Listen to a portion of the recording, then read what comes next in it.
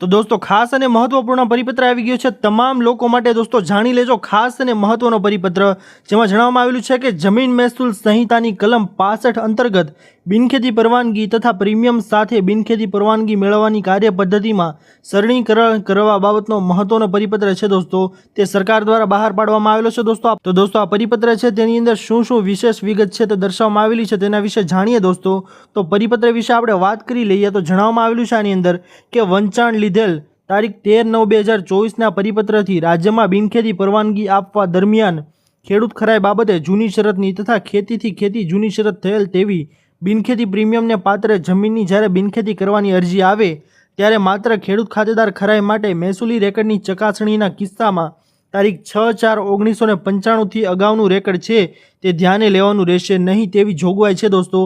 તે અગાઉ પરિપત્ર દ્વારા કરવામાં આવેલી હતી। આ છે તે પરિપત્ર दोस्तों, જે 13/9/2024ના રોજ પરિપત્ર છે તે જાહેર કરવામાં આવેલો હતો, જેમાં જણાવવામાં આવેલું હતું કે બિનખેતીની કાર્યવાહી તમે કરો તો આ તારીખ જે 6/4/1995 છે તેની અગાઉનું રેકર્ડ છે તે ધ્યાને લેવાનું રહેશે નહીં તેવો પરિપત્ર સરકાર દ્વારા મહત્વનો બહાર પાડવામાં આવેલો હતો।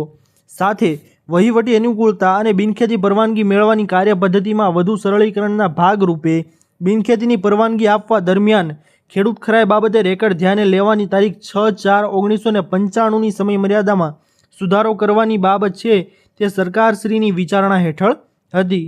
આથી નિમ્નલિખિત સૂચનાઓ પરિપત્રિત કરવામાં આવે છે। તો પરિપત્ર શું છે दोस्तों અસલ થયેલો છે તેના વિશે જાણીએ તો જૂની શરતની તથા ખેતીથી ખેતી જૂની શરત થયેલ તેવી બિનખેતી પ્રીમિયમને પાત્ર જમીન જ્યારે બિનખેતી કરવાની અરજી આવે ત્યારે માત્ર ખેડૂત ખાતેદાર ખરાઈ માટે મહેસૂલી રેકર્ડની ચકાસણીના કિસ્સામાં બિનખેતી કરવાની અરજદારશ્રીની અરજીની તારીખથી અગાઉ 25 વર્ષ જૂનું રેકર્ડ છે दोस्तों તે ધ્યાને લેવાનું રહેશે નહીં। તો આ છે મહત્વનો પરિપત્ર दोस्तों, જેમાં જણાવવામાં આવેલું છે કે અગાઉ જે પરિપત્ર બહાર પાડવામાં આવેલો હતો કે વર્ષ 1995 પહેલાંનું ટાઇટલ છે રેકર્ડ છે તે ધ્યાને લેવાનું રહેશે નહીં તેવો પરિપત્ર બહાર પાડવામાં આવેલો હતો, જેને બદલીને दोस्तों હવે જાહેર કરવામાં આવ્યું છે કે અગાઉ 25 વર્ષ જૂનું એટલે કે અરજદાર જ્યારે અરજી કરે તેનાથી અગાઉ 25 વર્ષ જૂનું છે તે રેકર્ડ હવે ધ્યાને લેવાનું રહેશે નહીં તેવો સરસ મજાનો પરિપત્ર છે दोस्तों, તે સરકાર દ્વારા બહાર પાડવામાં આવેલો છે। આ પરિપત્ર ખાસ કરીને ઘણા લોકો છે दोस्तों, ઘણા ખેડૂતો છે, ઘણા બિનખેતી કરવાવાળા લોકો છે તેને કામ લાગી શકે તેવો પરિપત્ર છે।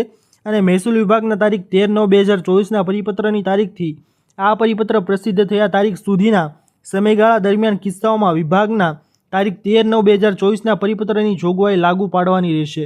આ ઉપરાંત મહેસૂલ વિભાગના તારીખ 13/9/2024ના સરખા ક્રમાંકના પરિપત્રની અન્ય તમામ જોગવાઈઓ યથાવત રહેશે।